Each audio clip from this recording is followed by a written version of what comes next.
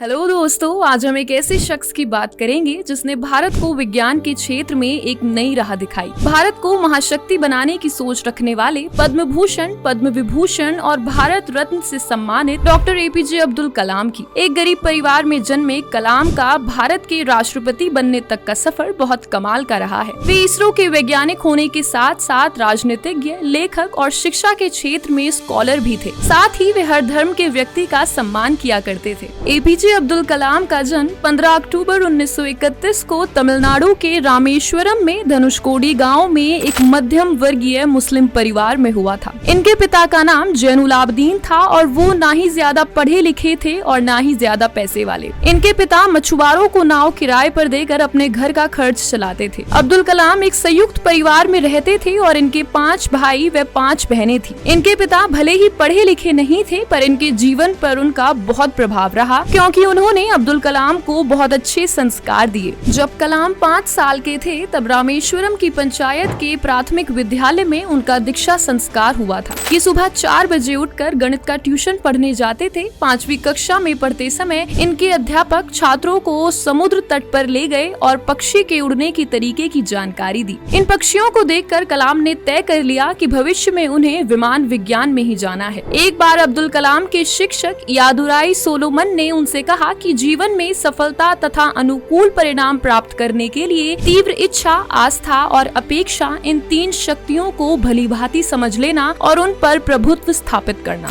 अपनी प्रारंभिक शिक्षा जारी रखने के लिए इन्होंने अखबार भी बांटे और फिर 1950 में मद्रास इंस्टीट्यूट ऑफ टेक्नोलॉजी से स्पेस साइंस में ग्रेजुएशन पूरी की। ग्रेजुएशन होने के बाद इन्होंने होवरक्राफ्ट परियोजना पर काम करने के लिए Indian defence research and development institute में प्रवेश किया और फिर 1962 में ये इंडियन स्पेस रिसर्च ऑर्गेनाइजेशन में गए, जहां इन्होंने सफलतापूर्वक कई उपग्रह प्रक्षेपण परियोजनाओं में अहम भूमिका निभाई। इसके बाद अब्दुल कलाम ने परियोजना महानिदेशक के रूप में भारत के पहले स्वदेशी उपग्रह प्रक्षेपण यान SLV-3 के निर्माण में महत्वपूर्ण भूमिका निभाई, जिससे कि जुलाई 1982 में रोहिणी उपग्रह सफलतापूर्वक अंतरिक्ष में प्रक्षेपित किया गया। अब अगर अब्दुल कलाम के व्यक्तिगत जीवन की बात करें तो वो पूरी तरह से अनुशासित व्यक्ति थे और हिंदू संस्कृति में विश्वास किया करते थे। ऐसा कहा जाता है कि वे कुरान और भगवद गीता दोनों का अध्ययन किया करते थे। साथ में वे प्राचीन तमिल रचना तिरुकुर्रल का भी अनुसरण करते थे।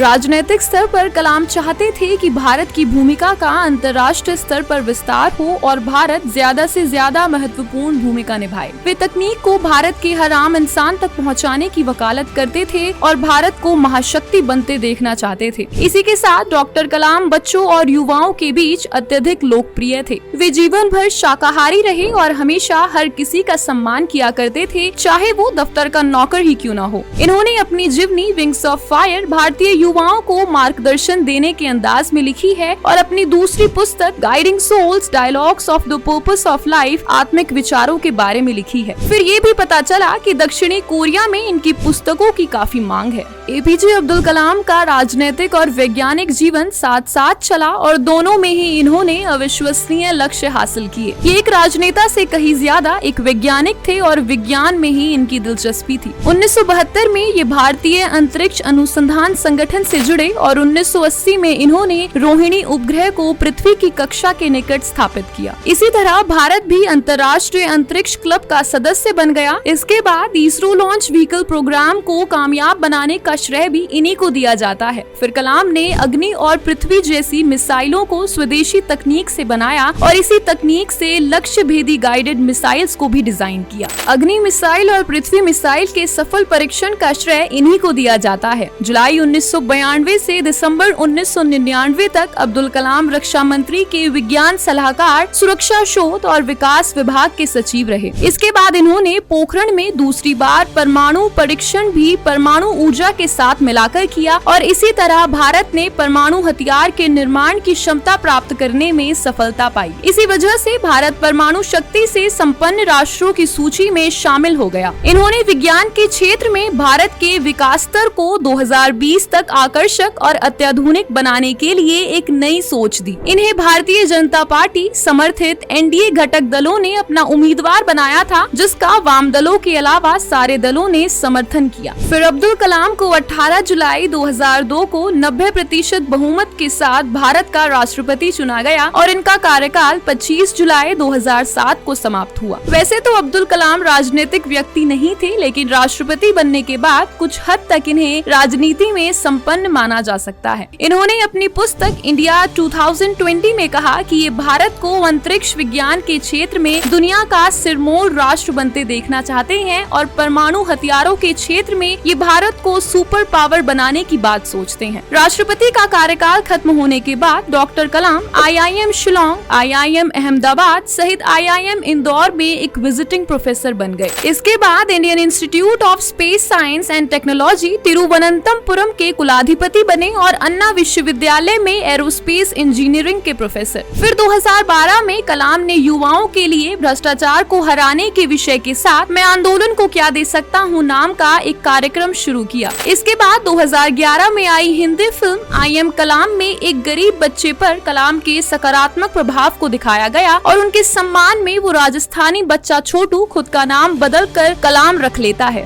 डॉक्टर अब्दुल कलाम को विभिन्न पुरस्कारों से नवाजा गया है। इनके 79वें जन्मदिन को विश्व विद्यार्थी दिवस के रूप में मनाया गया था। इसी के साथ इसरो DRDO में वैज्ञानिक उपलब्धियों के लिए और वैज्ञानिक सलाहकार के रूप में काम करने के लिए इन्हें 1981 में भारत सरकार द्वारा पद्म भूषण और 1990 में पद्म विभूषण से सम्मानित किया गया था। इसके बाद 1997 में डॉक्टर कलाम को भारत का सर्वोच्च नागरिक सम्मान भारत रत्न प्रदान किया गया। फिर 27 जुलाई 2015 की शाम जब अब्दुल कलाम IIM शिलोंग में रहने योग्य ग्रह पर एक व्याख्यान दे रहे थे, तब अचानक से उन्हें दिल का दौरा पड़ा और वे बेहोश होकर गिर पड़े। अस्पताल ले जाने के 2 घंटे बाद ही 83 साल की उम्र में उनकी मृत्यु हो गई। तो ये था जमीन से आसमान तक का सफर तय करने वाले विंग्स ऑफ फायर के लेखक और missile man doctor APJ Abdul Kalam का राजनीतिक और वैज्ञानिक जीवन। ऐसी ही प्रेरणादायक और खास शख्सियतों के बारे में जानने के लिए देखते रहिए आप सभी का चैनल आर पॉलिटिशियन।